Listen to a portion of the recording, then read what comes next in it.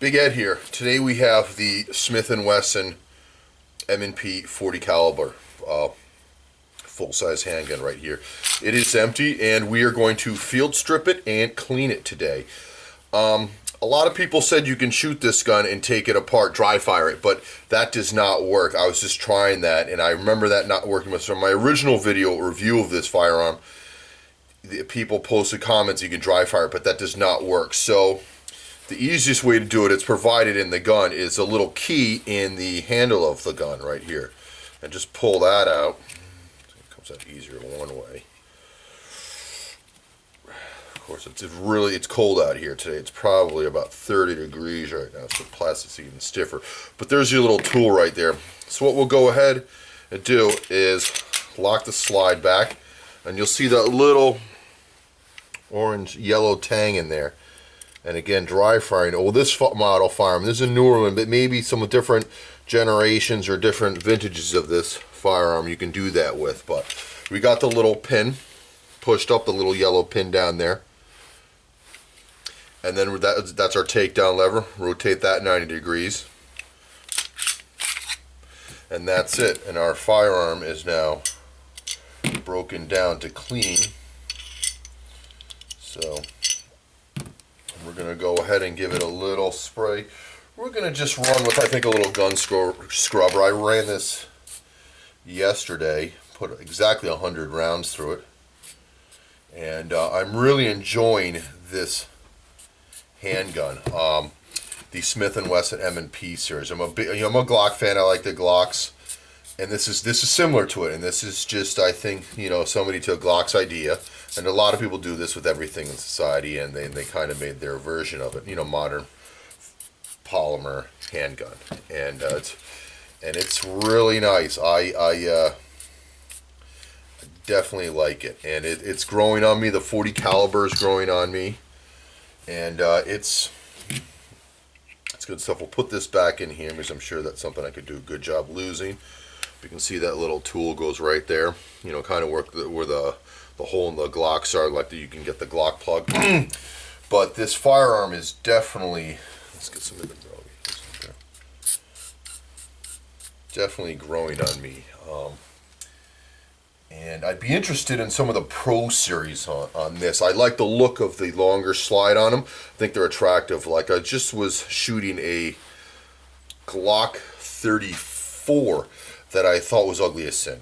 And I mean, a great shooting gun, 9mm with that, probably 5.5 inch barrel. Great shooting gun, but it's not even that dirty. That's 100 rounds of arms core 40 caliber right there. That's not much at all. Just a great shooting firearm, 9mm, easy for my girlfriend to shoot it when we were in Texas.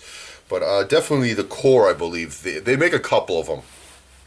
The VTAC, I think it's got a little extension on the barrel, and then they make the Pro Series, which is a little longer, and then the Core, which is, I think, something stands for optics ready. So, but those are attractive. I don't know what caliber I'd get it, and to me a 40, I don't know if it'd be tough. Yeah, I don't know. I don't think I'd want a 9mm that big.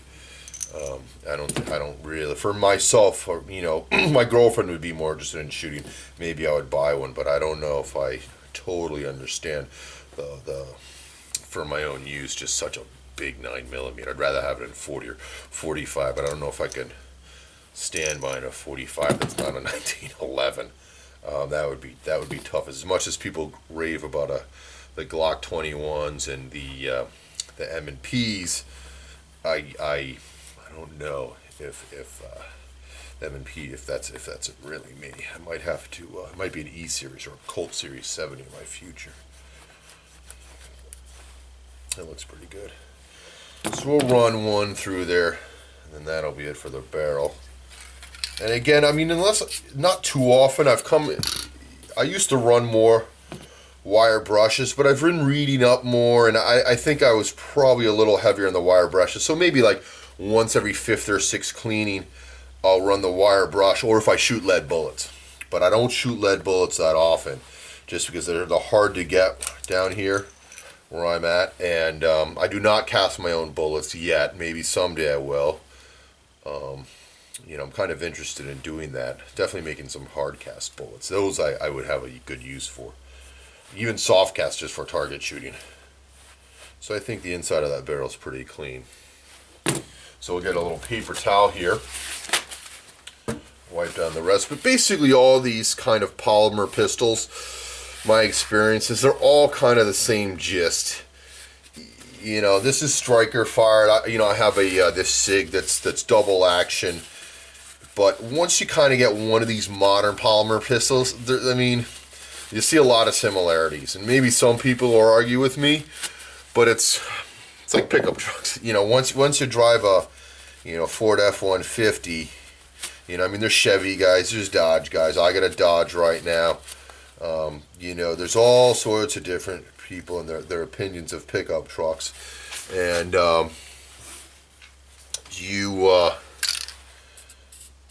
but these polymer pistols, they're all kind of the same gist. So I think if you have one of these, I don't think you're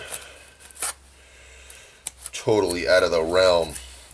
And they're all kind of simple. They're obviously different, but it's just like somebody going from an F-150 to a Chevy 1500 to a Dodge 1500. And I'm sure there's going to be people that don't like me saying that, but I think it's true. Just like like you kind of, when like a 1911, you can kind of shoot a 1911 and then take it apart and clean it and see a lot of where other pistol designs come from. Like this is a Smith & Wesson M&P barrel. This looks a lot like this is round, this part right here in a 1911 barrel, and it's got a little hole right here instead of, where the takedown lever goes, but it's, the feed ramp's incorporated into it. This is a little bigger, a little modernized, but the 1911 had feed issues, or can have feed issues. Mine feeds very well, my Springfield, but it's, they're all a lot of the same gist here, I'm not saying they're all the same, and definitely I like them, and this one feels very good in the hand, the Smith & Wesson M&P series. So, yeah, back to cleaning it. I basically just,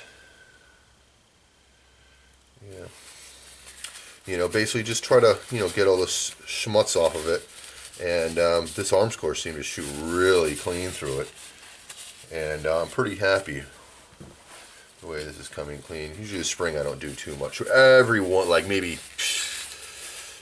I might have, once in a while I'll take these apart. I don't even know if this one comes apart, but I'm actually, this gun's pretty clean. Also, once you clean these firearms with some of these modern lubricants, and I know there's a lot of guys out there like Ballistol, and I've used Ballistol. I'm going to get some more of it actually. But which is great stuff. But a lot of these modern lubricants with the Teflon in them, they kind of put a protective coating on a firearm. So when you're cleaning it, once you clean it a couple times, there's already a coat of Teflon on it, which kind of helps it clean. Because I've actually been out and been drizzled on a little bit and been shooting, and I've noticed the water beating up on your firearm, and beating up kind of like that wax beat up, because there's Teflon on it. So, and that's pretty cool. And it's also it's a dry lubricant Teflon. So that's pretty cool. So that's clean now. And yeah, this doesn't get that dirty on the Springfield. This whole I can look at this, the stainless, the disc, the connector right there, and that usually gets dirty on the Glocks. But this arms core shot really clean. I'm really surprised. So I'm gonna leave all this trigger mechanism in there. You can push the pin out to get it all out, but for this, basically you pop out that little pin right there, and this whole area lifts out, and to get, I believe that, and then you can clean it, but that's pretty clean, and I'm not a believer in taking those out every time, just so you keep, create a little more wear than probably necessary, but that looks pretty clean in there. I'm happy with that. So the only one thing I've noticed that this gun does like to pick up some dirt are the cocking serrations back here. They're kind of like fish scaly, and again, this is really clean. There's not much coming off of this. That's which I'm really happy about. So, and that Teflon too, just might keep it, Just run a little brush through these caulk serrations. Those were a little dirty, I noticed.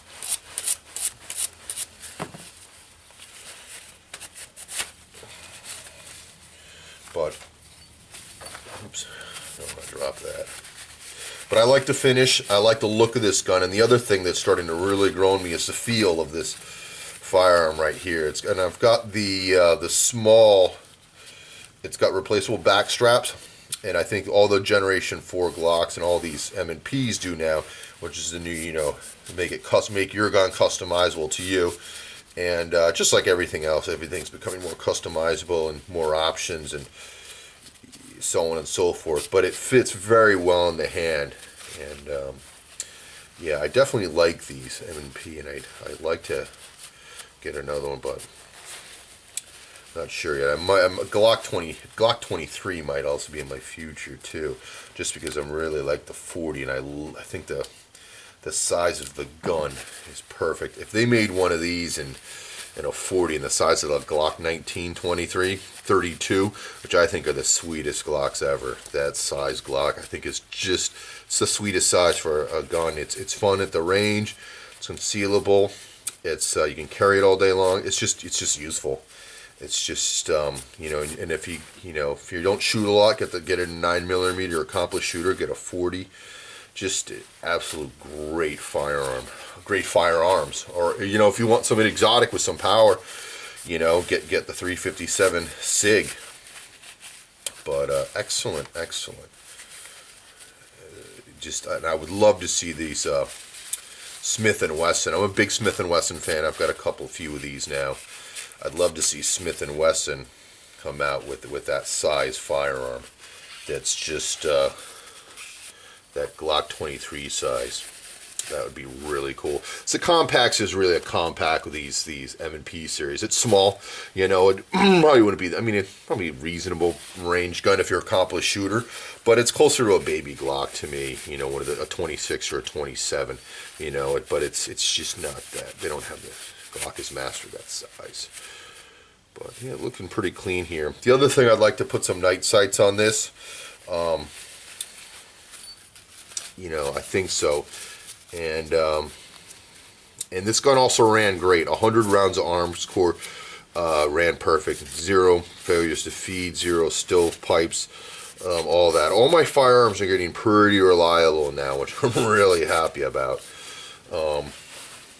No problems with any of them. My 1911 I ran a few days ago with a couple of buddies of mine. We ran 150 rounds through that. We had my buddy had one stovepipe with it, or maybe it was a failure to feed.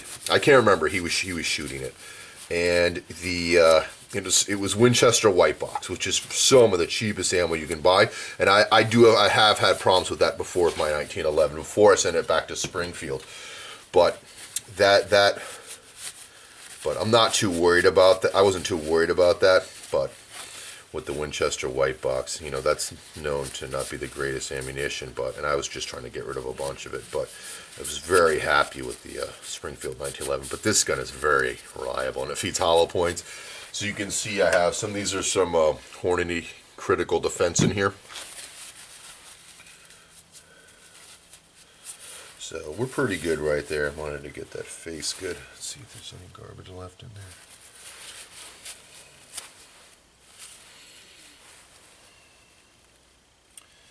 That looks pretty good. I'm getting pretty happy with this now. This gun's going to go back in the safe for a while. All right, let's put this bugger back together here.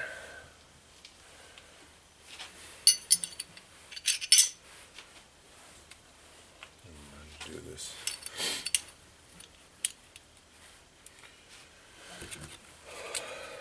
All right, so basically, yeah, put the barrel, but real easy. Put the barrel back in there. You got your shiny, probably stainless steel side, and you got the little black side. The little black side will protrude through this hole right here with the guide rod. Basically, you just put it in there, compress it just a hair, and there's a little slotted groove right there in the barrel. And I won't wipe all the lube out. I leave a little in there of this stuff, and you can see there's a little in there. firing pin. I haven't taken that out of this. Actually, originally when I bought it, I did, just to take a look at it, but it's absolutely fine. It's not that dirty in there. Sometimes you gotta move it around. There we go. So there we go. We got it clicked in there.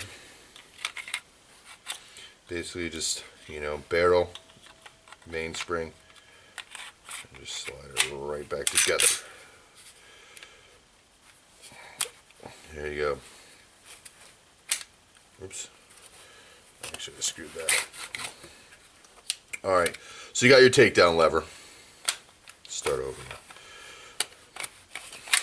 Put it on there. Lock the slide back. Flip up your takedown lever. That's it. You're rocking and rolling. Oh, and then the other thing is a little pin again. You got to push up. See the pins down. There's a little firing pin up there. It's up there. It feels good to me. So it's clean. It's good, and the Glocks aren't quite like that. You can dry fire those, but again, I tried to disassemble. We'll just show it for all those naysayers right here. So right here, we'll dry fire. We'll dry fire the fire. It is dry fire, so we dry fired it. We will cock it back. We'll dry fire it again, but you can't because the trigger's disconnected. And we'll flip the pin right here. Notice it won't come off because the pin's not disengaged. So a lot of people ragged on me in my first video for that, but just to show it right there, that pin won't come unless you force it manually. Dry firing this firearm will not let you take it apart. So maybe others it will, but not this one. So you must flip that little pin. That little screwdriver works for anything, but again, awesome firearm. And I'm really excited with it. Thanks for watching, folks. And I'll be doing probably some sort of a part 2 shooting this, just because I enjoy it so much. I might get some Buffalo Board Plus P for it, you know, some Plus P40, and run it with some hotter stuff, and, you know, blow up some 2 liters, maybe some 12-ounce soda cans, some of my that Diet Sam's Cola I like to shoot, and, you know, some gallon jugs, water jugs, and some of that stuff in that nature. But thanks for watching, folks.